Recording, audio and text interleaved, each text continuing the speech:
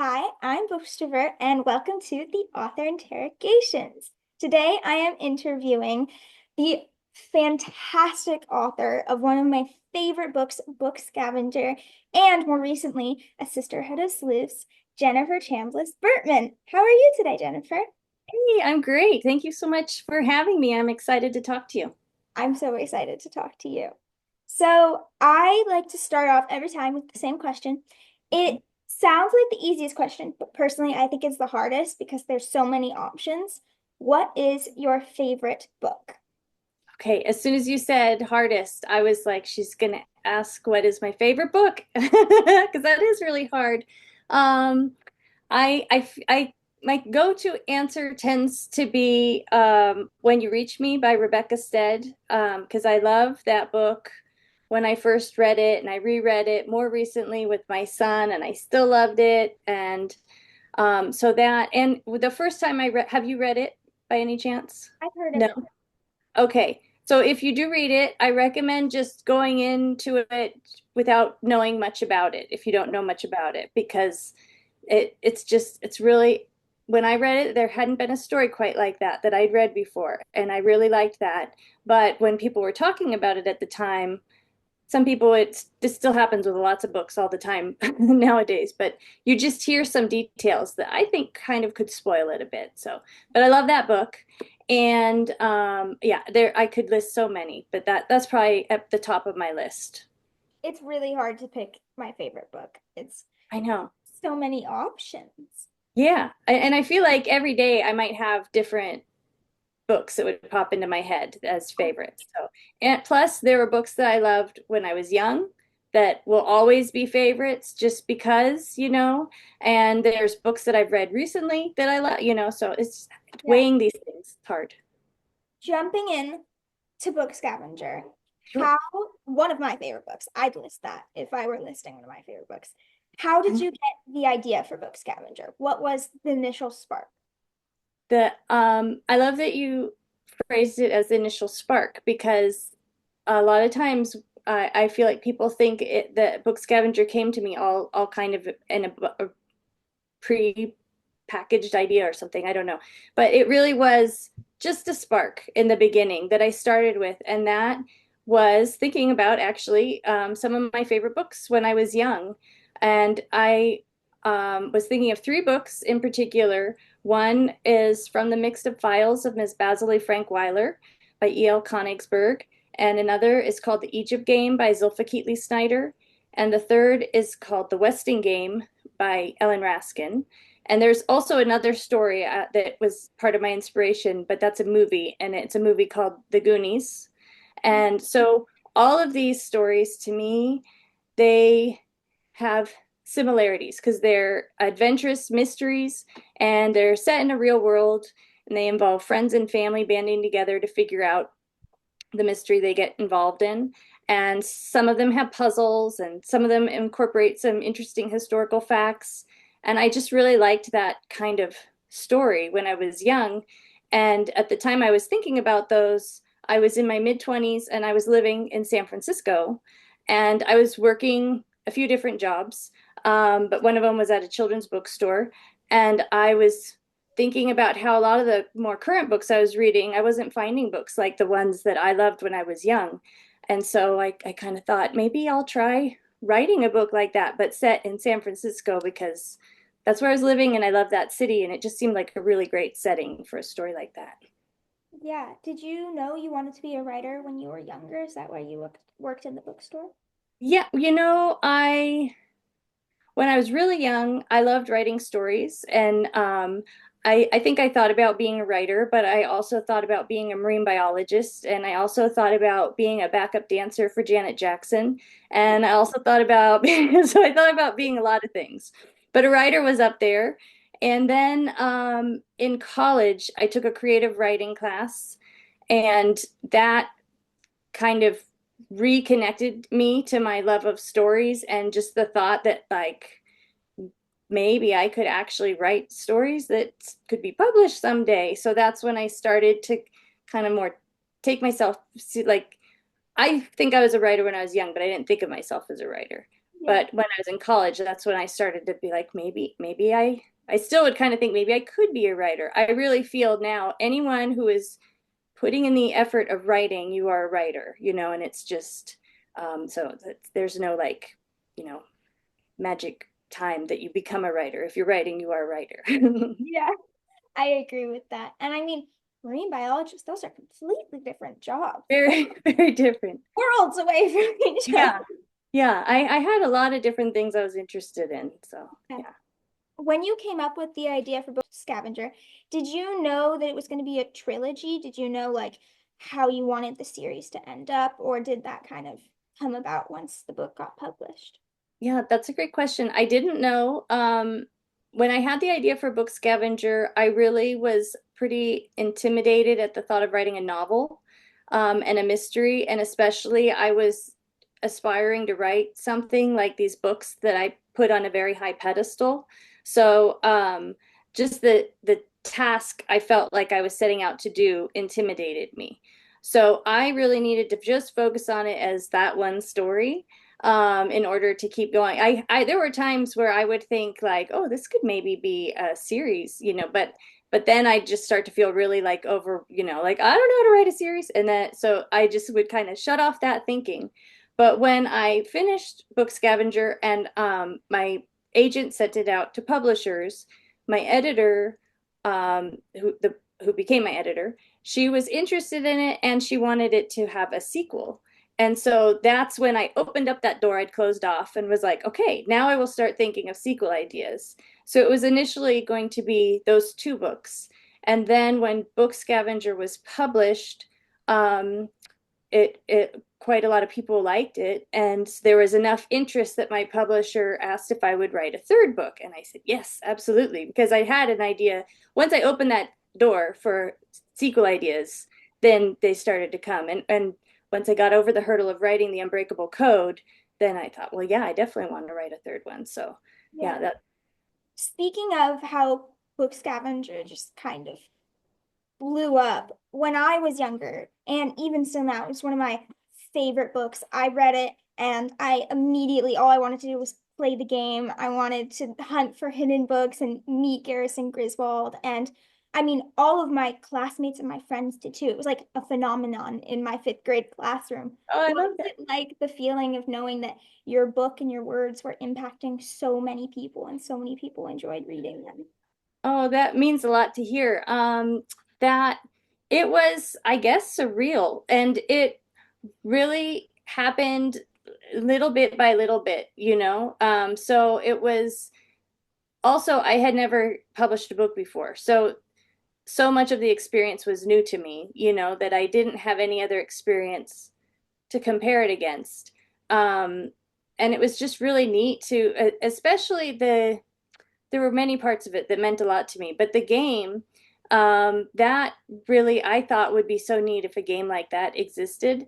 And I launched, you might know this, but I launched a version of the game, when the book came out in 2015. I launched a version of it, and when I did that, it was almost like throwing a party and not knowing if anyone else would show up, because I was just kind of like, I think this would be really fun, but is anyone else going to think this is fun? And this was before, there'd been a few people that read Book Scavenger before it was published, but not a whole lot. So you really don't know if this idea you have is something that other people are going to agree, like, yeah, that would be fun, or it's just you and the crickets.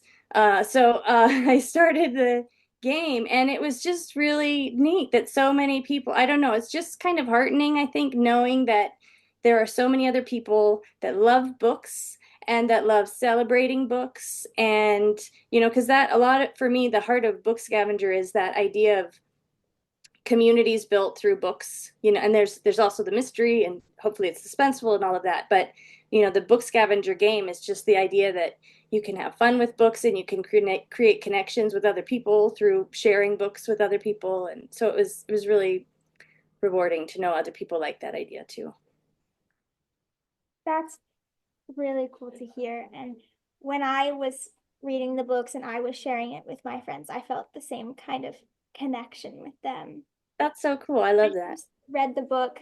I went to my friend's house and I think my parents went out to dinner and we were getting babysat, and I was in her room and she was doing something I don't remember, but I remember just like looking at her bookshelf and being like, "Oh, this book looks cool." And I picked it up and I asked if I could borrow it. And then I think I went and read it in maybe 3 days or something like Oh, that. wow. I Yeah. really loved it.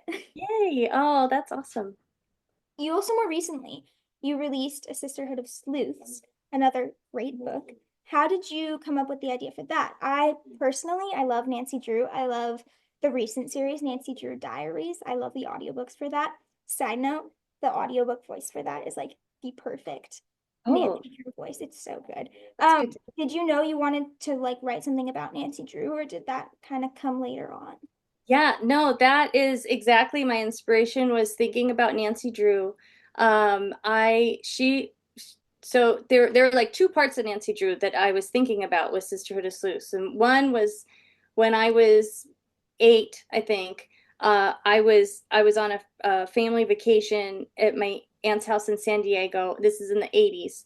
And so I brought some books with me to read, and we had board games, but there was limited other things to entertain yourself. And I was the only kid in the family. My brother was a teenager, so they were teenagers, and then I was 8. So I was really bored, and my aunt brought out this cardboard box filled with old Nancy Drew books, and I they belonged to my older cousins, and so I started reading one. I don't know that I was necessarily that interested like when she offered it to me, but it was just kind of like books, I'll read.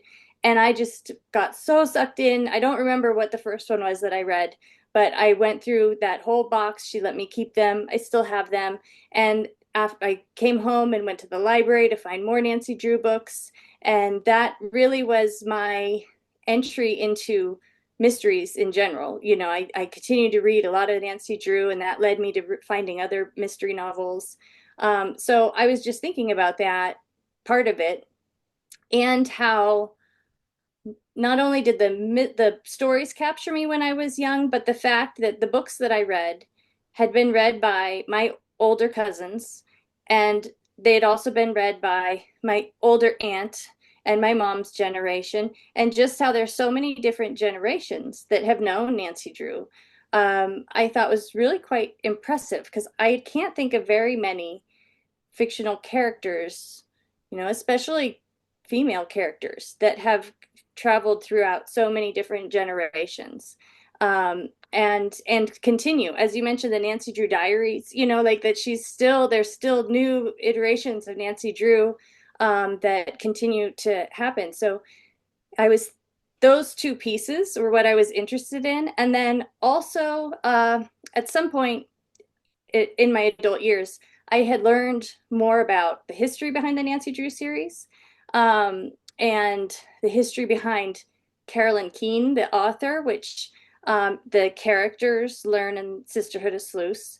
So I won't spoil it if anyone is listening and doesn't know the history. But I was fascinated by all of that. So my idea was just sort of wanting to write something that would somehow be a tribute to all these different elements of Nancy Drew, that I found really interesting.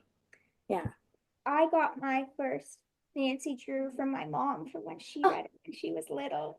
So yeah, it's exactly kind of the same. exactly. Yeah. Yeah. Do you have a It feels, favorite one? I was just going to say, it feels like the kind of book that's how most, I don't want to say everyone, but it feels like so many people, that's one of those books. And I'm sure there are other books that people, this was my favorite, and they have, a child or younger person in their life read it. But I don't know. It just seems like that happens a lot with Nancy Drew. So yeah, that's really neat. I love knowing that. Do you have a favorite one? Do you think that like the ones you read when you were first getting them, were those your favorite because you read them first, or one you got from the library? That I don't know. The funny thing about time is I have this when I look back on the Nancy Drew books I read when I was young, I remember this kind of collective sense of them. And for some reason, I feel like I have this like association with the Hidden Staircase, that was my favorite, but I don't remember specifics of like like I remember them more collectively. And what really stood out to me over time was kind of the friendship aspects of Nancy Drew, how she, Bess and George and some of the earlier books had other characters, but there's always this like friendship unit. Same thing with Hannah. Like there's just that element of the stories. It was those things that really stuck out with me, and along with the general page turning, the problem she'd get herself into and the ways she'd always figure out some clever way to get out of the problem. So those things are what stuck with me. Yeah. Have you read the Penny Parker series? No, I don't. I hadn't heard of it until I became more recently familiar with it, and that I think I may have read one, but I'm not sure actually if I did or not. Yeah. For Have you listeners, read it? yeah, I have. I listened to the audiobooks when I was little. There's like six of them on YouTube that I would Oh, just kind of go through when I was little over and over and over again. okay. I really like them. For listeners who don't know, Penny Parker is another series written by Mildred A. Wirt Benson, and it's essentially very similar to Nancy Drew. It's about this girl, Penny Parker, and her dad owns a newspaper. So instead of a lawyer, he owns a newspaper. So it's very similar. They have kind of the same access to things. Yeah. And she goes with her friends and she solves mysteries and she's very spunky and she goes on all sorts of adventures. And I really like them. I listened to the Penny Parkers before I actually read Nancy Drew. So it Oh, was interesting. I'm gonna look for those. I definitely want to read one now. Yeah. getting into the writing process. We've talked a bit about the books, but the actual writing of it. What do you start with? Do you start with the characters? Do you plot it out? Or are you a pantser? Do you just start writing? Yeah, I kind of a mix of both. It sort of depends, but um I'll have kind of like a vague idea, like I just talked about with Book Scavenger, where it started with me wanting to write a certain type of story set in San Francisco. So I'll have something like that I'm starting with, but that doesn't really give you a whole lot to actually write. And so from there, I start to think about character. So I think I do probably start with character really to really flesh out an idea. And I just start, imagining who would be. There are times that the character comes to me first. With Sisterhood of Sleuths, um, Maisie had actually been part of a different story that I wrote, and she came in. There was a different version of it. Wasn't called Sisterhood of Sleuths, but there was a different version of my Nancy Drew novel that I wrote, and then I had to put that one aside. But I still wanted to do a Nancy Drew novel, and so I was thinking about all these things Nancy Drew related that I wanted to tie together, but I needed a character, and Maisie, came to mind because I really liked her in the other story that I'd started to write with her. It was essentially how she is in Sisterhood of Sleuths, where she's going through a lot of different changes in her life, where her friendship is starting to change with her best friend, and she's, trying to navigate that and what's going on there, and her brother's going away to college and change with a grandparent. And so that aspect of that character, especially the navigating the friendship, I started to think, oh, Maisie might work with this because I had mentioned how the friendship themes in Nancy Drew was something, and the generational connection. I just started to think, well, maybe Maisie would work in this story, and so I kind of had that background of the character from the other story. So I started with her, and then tried to imagine, well, how would she get wrapped up in a Nancy Drew mystery, and kind of just went down that path. So for me, it's a little bit of that sort of thinking, and then I'll start writing, and I reach a certain point where I'm again at like a sort of blank space, and then I do more, imagining of like how it can proceed. So it's maybe a mix of both pantsing and plotting. Is character development your favorite part of writing? Uh, it might be. I love the brainstorming part, and yeah, I'm not really sure I've thought about that, but I do think character development might be one of my favorite parts. Because that's the part that I tend to get most excited. Once a character starts to feel real to me, like there's someone I can imagine, uh, you know, being a person I know in real life, that's when it starts to get exciting, the writing. So yeah.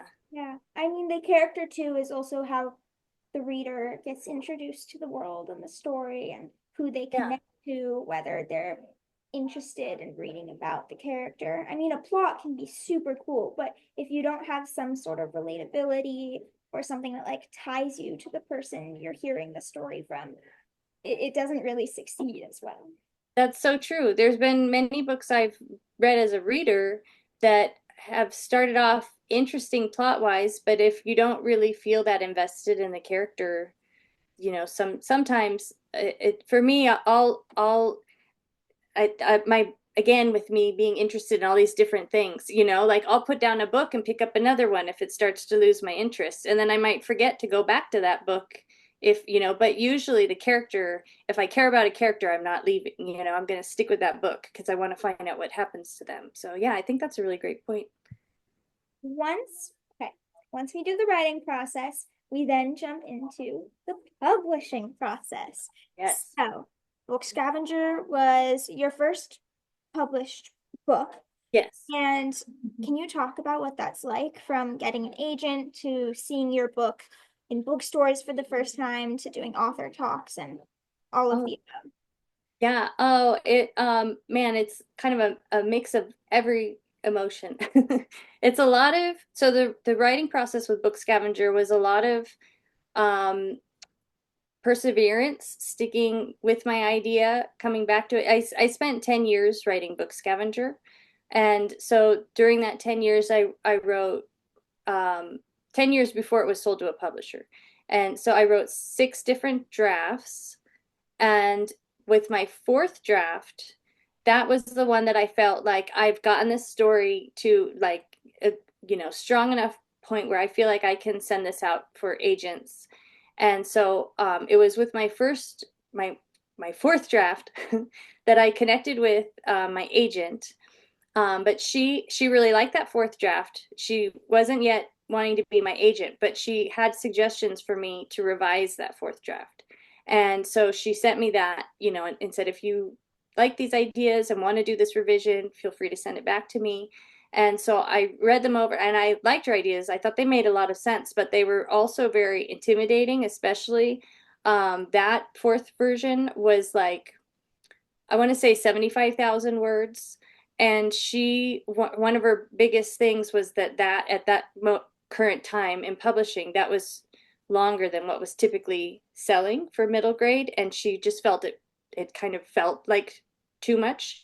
And so she wanted me to make the story more like 50,000 words. And so that's like cutting 25,000 words. And she wasn't, saying, this chapter isn't working and there was no like suggestions of how to go about doing that, but just if I could do that, that would be great. And there were some other suggestions too, but that was kind of the big one. And that was just really daunting to try and figure out how to rewrite the story. But I figured it out. I have critique partners and so that I worked through different ideas and then jumped in and started revising. And I sent her back the fifth version, and she really liked that. So that's when she became my agent. And she had one more suggestion for the ending, which I really um, agreed with a lot. And so I made that change. And then we sent it out to publishers. And what was really nice was after spending so many years working on it, and there were many times during those 10 years that I wasn't sure I'd ever figure out, so that in itself, just getting to that point where it felt it was ready to go to publishers, that was rewarding in itself. But then within a couple weeks we were hearing back from publishers, so it sold really quickly, which was really nice in itself. And that was just very exciting from there. It was just all, I don't know, just all exciting is the word that just keeps coming to mind, because it was just all of that time you've spent toward a goal, and then to have it, be realized. And I love books, obviously. You would guess that if you've read my stories, and just the publishing industry in general. So it was just really fun to see like what that process is like, working with an editor and having your book go through the production process, seeing your cover, like having someone design a cover, like all of that was just really like fun, the whole thing. Did you get any input into what your cover would be like? I Not really. I think I had a little bit, but it was like they I'd have to look back. It's now been 10 years, so my memory is a little fuzzy, but I think I was sent a early-ish version, but I feel like what I was sent was pretty close to what the final cover was. I really liked what was sent. There was at one point my editor let me know that she was thinking of Sarah Watts, the artist, to do the cover and some interior art. And I looked up her art and I was like, "Ooh, that looks really cool." And I just felt like that was my reaction to everything the whole time. I was like, "Oh, that's really cool." So I just really it helped that my editor, she and I just feel like we're still, we're very aligned with the kind of books we're trying to make. And so it just was neat. Like she would send me the artist or the cover and it'd be like, yeah, that looks great. That's kind of, I didn't have like a specific idea of what the cover should look like. So when I saw it, I just thought, oh, that's cool. I love the direction you went in. You mentioned that was 10 years ago. Has it been 20 years of writing this book? Uh, yeah. Actually, yes. I hadn't quite done that math. It's actually been probably 22, because after I sold Book Scavenger, there were 2 more years until it was published.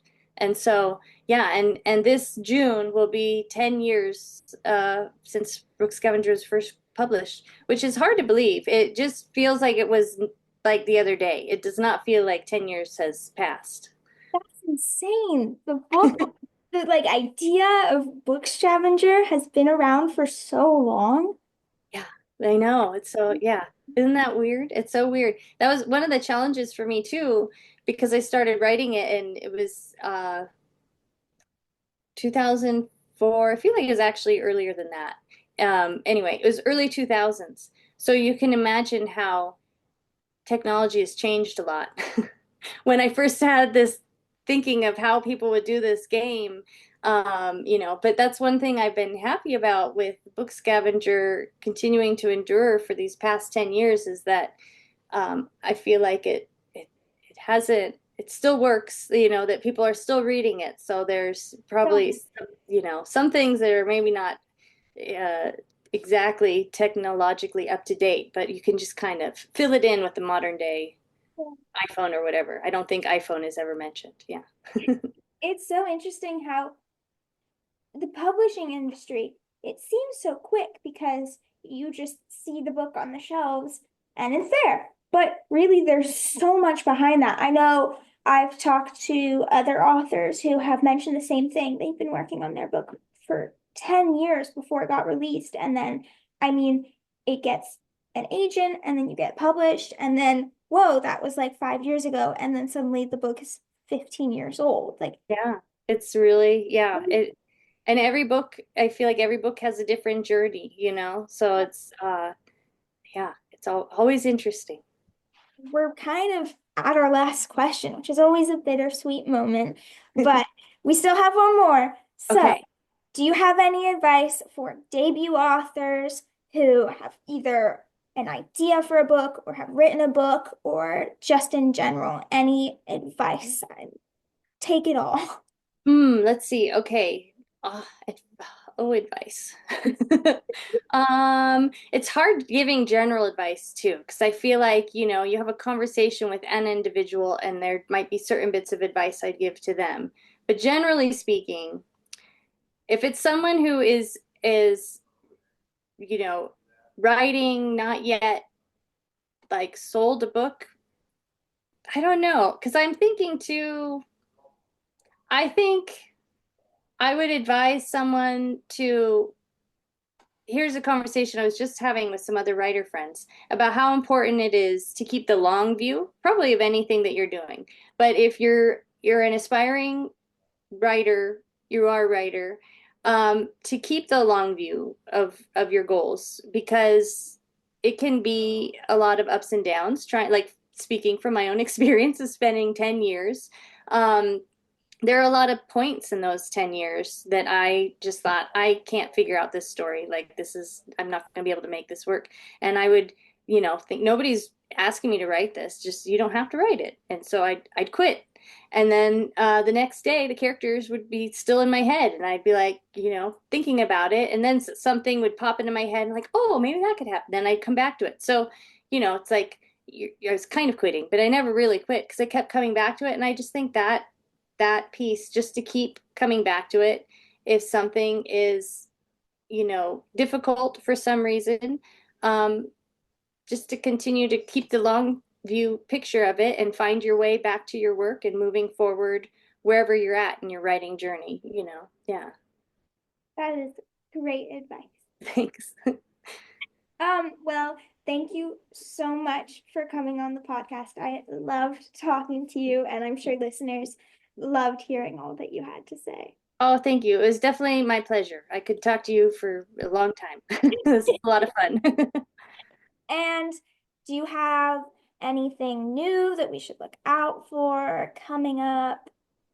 I have a book coming out next year.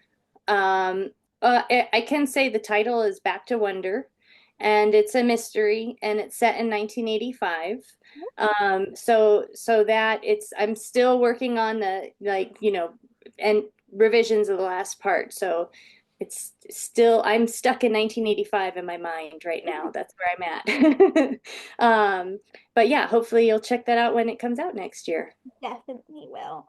Well, listeners, thank you for listening. If you want to find more author interrogations, you can do so by just searching the author interrogations on Spotify and YouTube. And you can look up at Bookstrovert Reviews on Instagram or go to bookstrovertreviews.com. And where can listeners find you, Jennifer? You can find me my website, JENNIFERCHAMBLISSBERTMAN.com. There's a book scavenger website, bookscavenger.com, which, fun fact for any book scavenger fans, there are 4 puzzles hidden on that website. And if you find them and solve them and email through the website, I send some book swag stuff to people that do that. So there's that. And you can also find me, I'm on Instagram as JABertie. JABERTIE, and Blue Sky also, I think just as Jen Bertman. I can't remember. Well, thank you, listeners, for listening. Bye.